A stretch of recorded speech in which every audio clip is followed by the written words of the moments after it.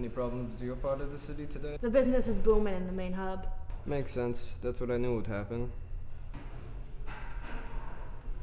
So, what's taking so long on the ravioli? You really think now is the time to be worried about pasta?